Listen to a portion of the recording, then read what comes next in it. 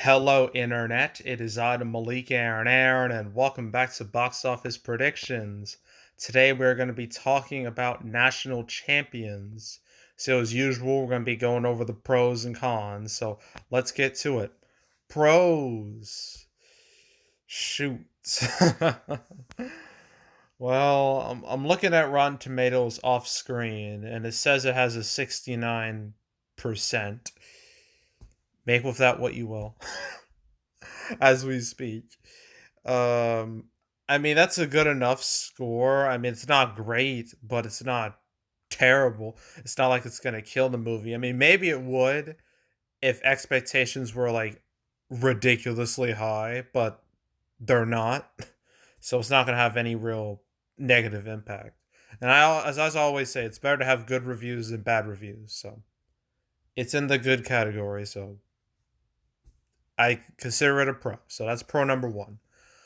Pro number two, the cast, although they're not like big draws, they are at least some of these people are recognizable. The biggest easily being J.K. Simmons, an absolute legend. Mr. J. Jonah Jameson, aka the best casting in comic book movie history, in my opinion. So glad they brought him back for the new movies. But yeah, I mean, obviously he's gonna be recognizable. So yeah, this cast is it's recognized are recognizable even though they aren't draws. And I'll mention the draw part when we get to cons, but at least they're recognizable enough for general audiences to be like, "Oh, I know that person." So I guess that's good enough. So that's a relative pro. That's not a strong pro. It's a relative pro. Oh, what else can I say? This movie's about football. And football has had a pretty solid track record when it comes to box office, like when it comes to history. I have no idea why Power Rangers is in here. Maybe there was mention of football in that movie. I don't remember. I don't want to remember that movie. It was bad. I mean, in the past, I'm looking like way in the past. Jeez. Blindside. There we go. That's the biggest football movie ever made. A movie that made over $255 million in the States, which is crazy for a movie like that. Then, of course, Longest Yard, yeah. Like Adam Sandler's had two football movies, Longest Yard, and of course the classic, The Water Boy. Both huge, huge hits. Two of his biggest hits ever. There's Remember the Titans. That's a very well known movie. Made a lot of money, over $115 million. That's nothing to sneeze at. Friday Night Lights did well. Invincible did well. Gritty and Gang did okay-ish. Did fine. So yeah, football movies can do pretty well as long as they're built up right. And I will talk about the duds when we get to the cons, but still, football is probably one of the more successful sports genres. I mean, basketball, the biggest hit is still Space Jam, which I think is a good thing. The baseball had 42. Well, ice skating, I think that was Blades of Glory. Soccer has pretty much nothing. Maybe kicking and screaming. I think. I don't remember. Uh, what other sports have been made in the movies? There's hockey. I don't know about hockey. I think maybe the Mighty Ducks. I'm just guessing. Or the Tooth Fairy. I know that had a hockey element to it. I don't remember. But yeah, football is definitely one of the more successful sports movie genres. So that's a pro, I guess. I think that's it for pros. Okay. Cons. This movie has just. It barely exists at all. I say this because this was supposed to come out Thanksgiving. That was the plan.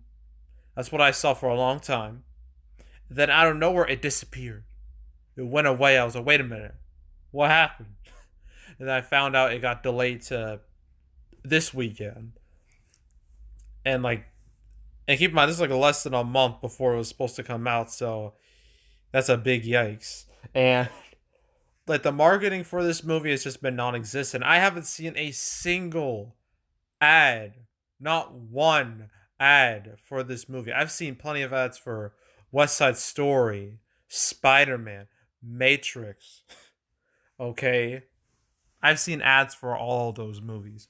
Nothing for this. Granted, those three movies are way more high profile than this, but still, you think I would see at least one ad. So that's pretty terrible. That's a very terrible sign.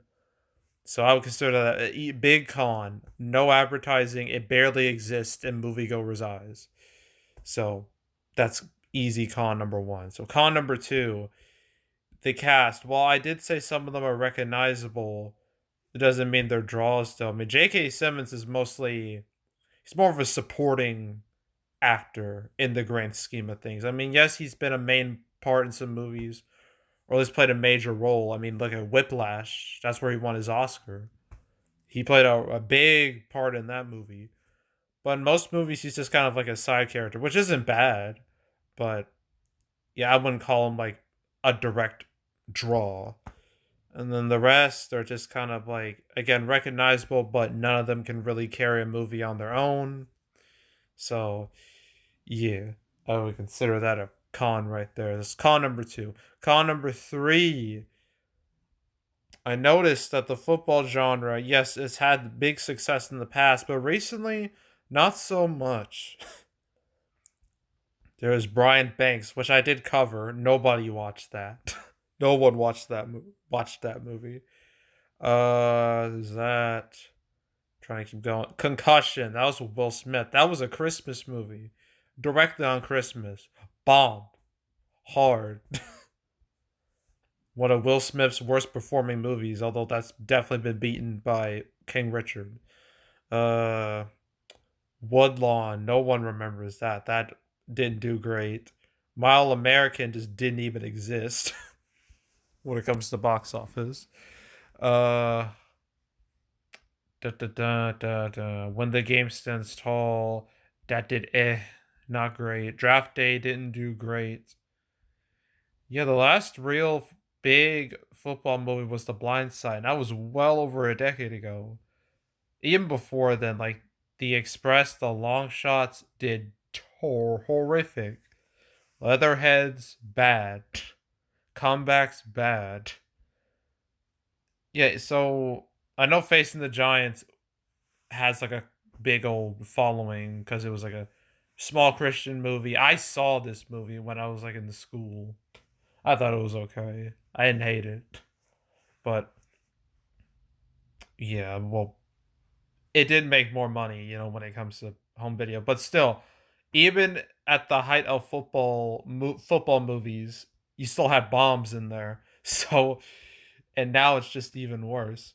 So, yeah, that's not great. And that definitely isn't good for American Underdog, which is another football movie. Why did they think it would be a good idea to have two football movies in 1 month? That seems kind of dumb in my eyes. But yeah, the football genre is just kind of not doing that great at the moment, even though it's had success in the past. So that's a con. Another con is this month in general. Because not only like this movie's got to deal with so much competition, it's insane. So not only does it have to deal with West Side Story directly this weekend, but next weekend, I think we all know what movie is going to be coming out that's going to get all the attention. A certain movie that I believe J.K. Simmons is in. No Way Home. Yeah, that is going to destroy everything in its path opening weekend. And then the next weekend it's going to get even worse because you have so many movies, adult movies, that are going to go up directly against this. I mean, we just look at all of them. There's The Kingsman, there's Matrix Resurrections, there's Sing 2, there's Licorice Pizza, there's Journal for Jordan, there's American Underdog. And not to mention Nightmare Alley next weekend. So that's just going to be just intense. Absolutely intense. And there's no real chance that this movie's going to survive that. So yeah, it's pretty much screwed after this. So yeah, I would consider that a con, just the competition, a relentless competition. And another con is that this movie, like the amount of theaters it's going to be in, is very small. It's like barely more than 1,000, which is just it barely counts as wide.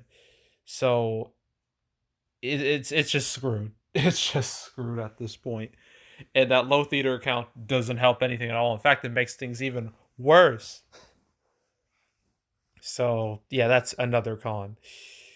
Uh, yes, pretty much. So opening weekend, ooh,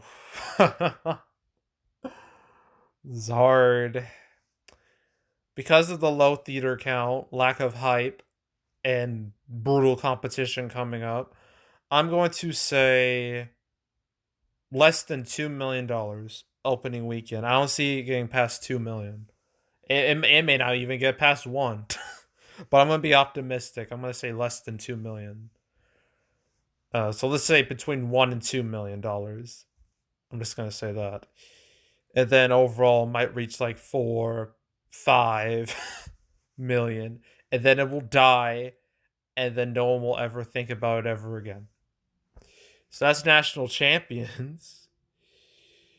All right, so we got another movie to talk about. West Side Story. That'll come out real soon. And then that'll be it for the weekend. And then next weekend, that is going to be a big, big deal. The biggest deal in years. I mean, we get to talk about Spider-Man No Way Home, the most anticipated movie since Endgame. It's going to be hype. It's going to be a massive deal. And Nightmare Alley is opening too, but nobody cares about that. And then after that, it's going to be rough. Because that Wednesday, the 22nd, you got Kingsman, Matrix Resurrections, and Sing 2. And then Christmas, we got Licorice Pizza, American Underdog, and A Journal for Jordan. So that's, let's see, 1, 2, 3, 4, 5, 6, 7, 8. 8 movies coming out within the next 2 weeks. Okay. I can handle that. So yeah. Yeah, that's it. Make sure to subscribe, like this video, leave a comment, turn notifications, share the whole drill. Want to check out more videos like this? Got playlists on the homepage with all previous prediction videos I made this year, especially for like some of the smaller movies that nobody talks about. I cover them as long as they get a wide release. So if you want to watch any of those obscure movies, you can go right ahead. There's also the canceled series where I go over all the movies that were supposed to come out but didn't. I cover National Champions when it got delayed to this weekend. I forgot what number it was. I think it was 89. Yeah. Yeah, it was 89. Episode 89. That's when I covered it. So if you want to watch that episode or any other episodes I've done, because there's now, including the one I just did, which was about Deep Water, um, Strange World.